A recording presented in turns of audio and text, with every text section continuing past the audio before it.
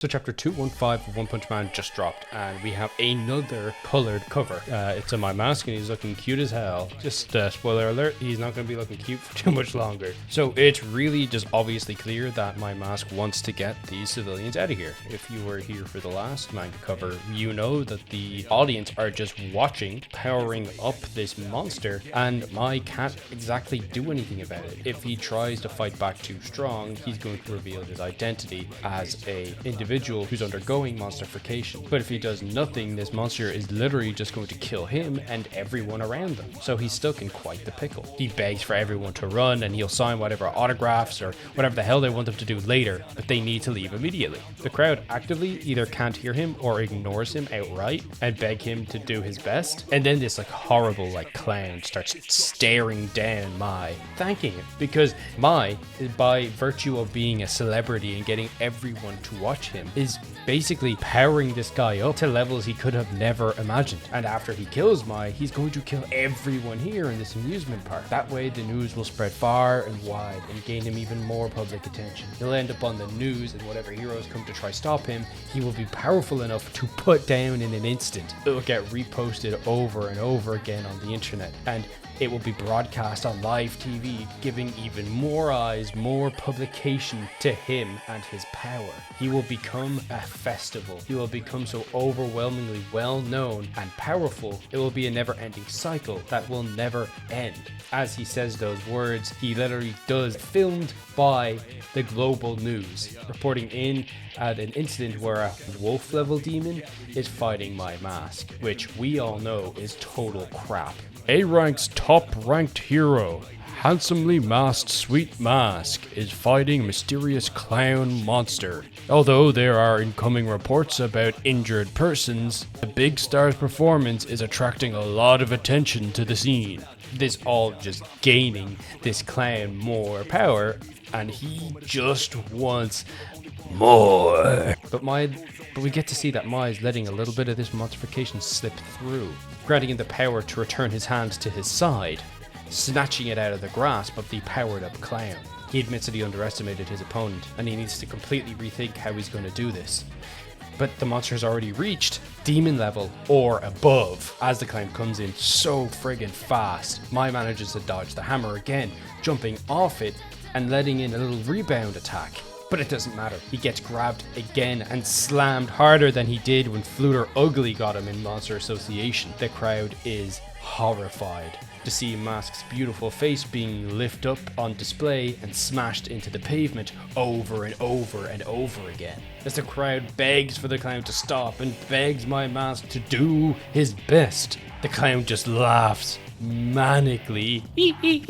Everyone wants to see you die a miserable, pathetic death. As the reporter calls in, we are out of words. Sweet Mask, the monster has forced its attack onto Sweet Mask's face, which now looks completely destroyed.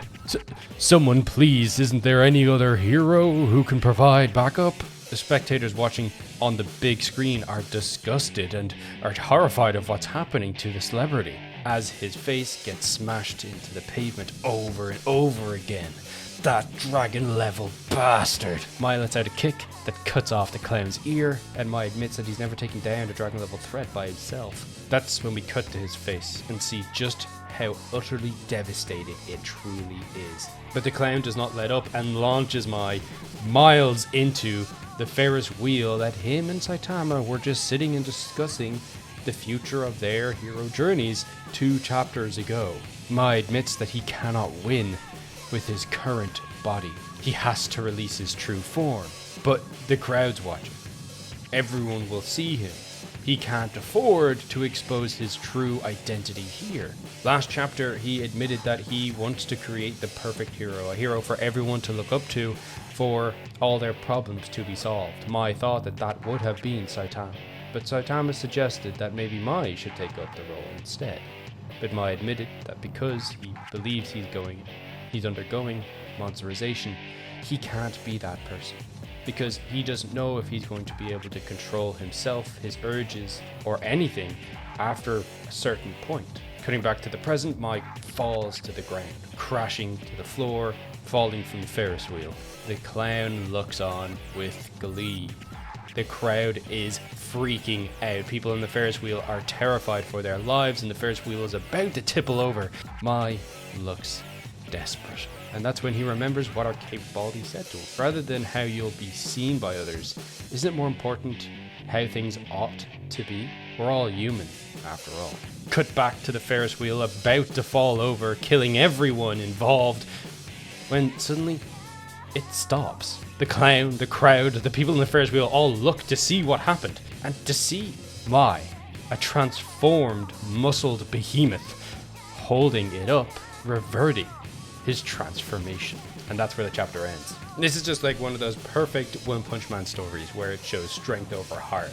Like, Mai is so unbelievably insecure about his look, and he has been since his conception as a hero. It just so happens that he became beautiful, and then latched onto that, like all the insecure people he used to resent, becoming one of them.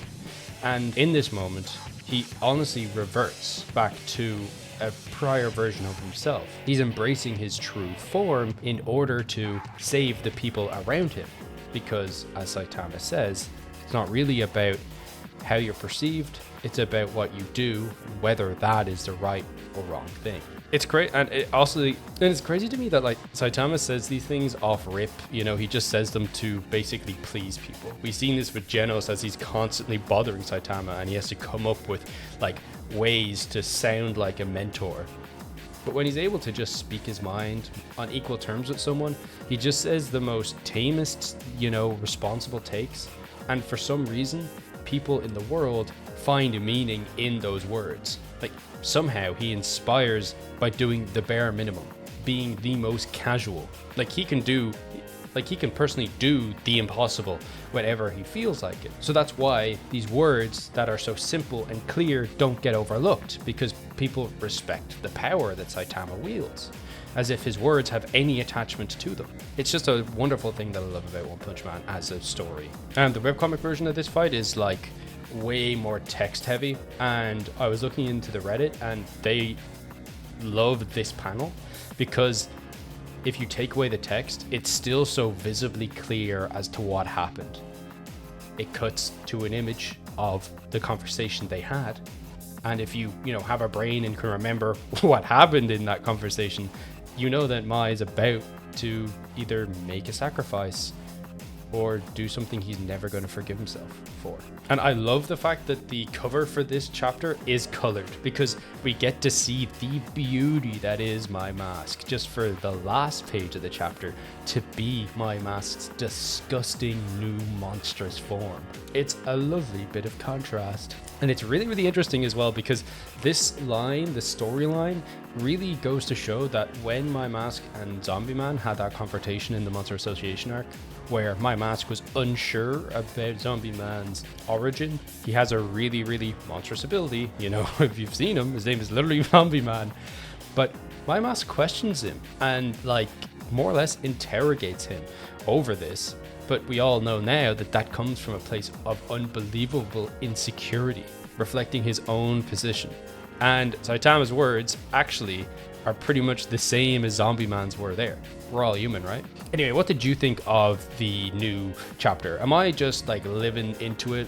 Am I just like looking into it a bit more? Or was I right about this being like a pretty significantly cool fight? Like, narratively, it's fire, and visually, although it's more grounded than some of the other fights in the story, I really think that that kind of lends to the story element. You know, it is trying to tell a simple characterized story, so the fight doesn't need to be some unbelievably spectacular spectacle. Anyway, if you like this video, please subscribe and check out some of my other ones. These chapter videos are something I have to get done quick and fast, so they don't take too much time, but these other videos do. And if you want to check out last chapter, I also have that right here too. So thanks a million for watching. Please subscribe, hit the hype button, whatever the hell you got to do down there to, show your appreciation to me. That'd be amazing. I really, truly appreciate it.